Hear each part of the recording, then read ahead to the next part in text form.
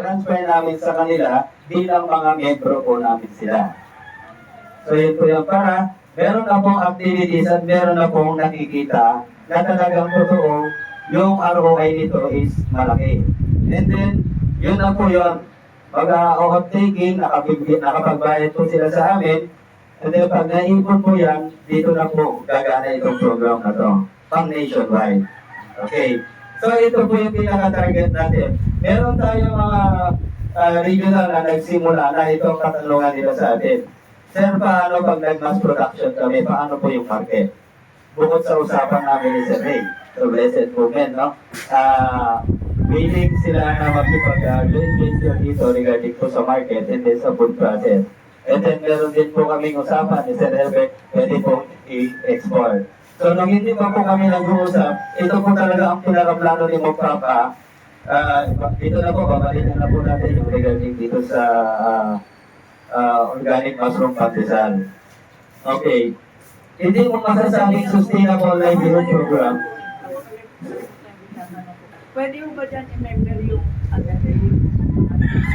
Okay, later on, ma'am. Tatanungin natin. Sasagutin natin later on, ma'am. Ano ko muna para hindi tayo malito.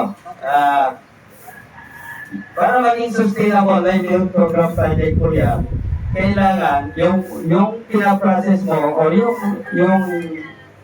production mo, meron pong market.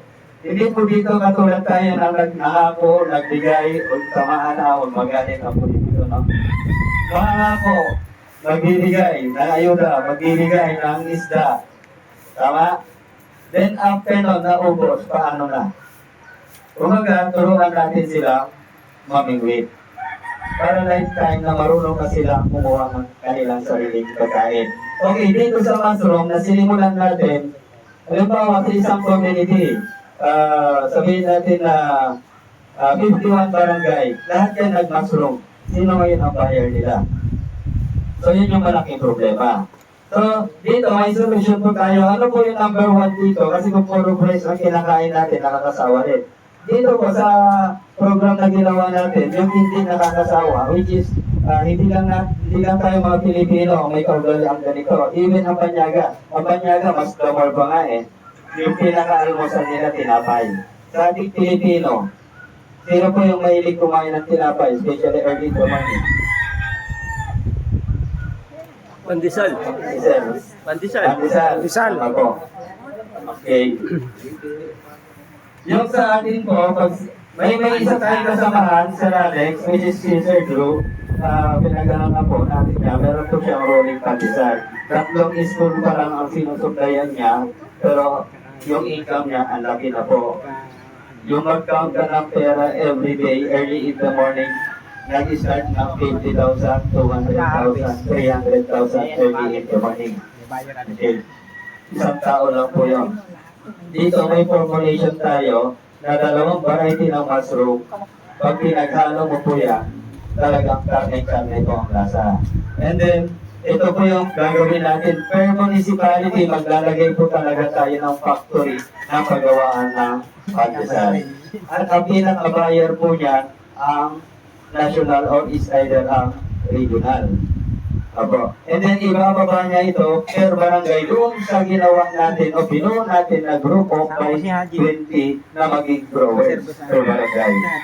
Okay? And then, yung delivery na ilalagay natin per barangay, kung sino yung group of 20, sila yung salit-salitang magbabantay po doon. And then, yung pinakakita po nito early in the morning, may 10% po sila. Bukod doon sa pinili natin yung harvest nila, may 10% sila sa kita ni Bakery. Yung another 10% aakyat po doon sa regional set of officers, kung anong region yun, paghahatian nila ni provincial and then ni municipal. Okay, kwentahin po natin. At least ma-vision nyo lang po kung ano talaga yung pinaka-plano natin. Bigay po kayo ng isang halimbawa ng isang municipality na alam nyo po kung ilan ang barangay na meron doon. Quezon City. Quezon City. Okay, Sir Alex. Ilan? Quezon City, ilang barangay po tayo, Sir Alex? 142. 142 barangay. Okay. In every barangay, Sir Alex, lowest average po tayo, ilang population po? Pagpalagay mo na, yung pinakamaliit, nasa 15,000. 15,000, oo, kasi malaki itong NCR natin eh. Okay naman. Oo. Okay naman. 15K. Voters population lang yan, hindi yan yung mismo. Sa Jamil. Ano na, yun. OR. 15,000. Okay. Lowest average scoring natin yung kalahati nito.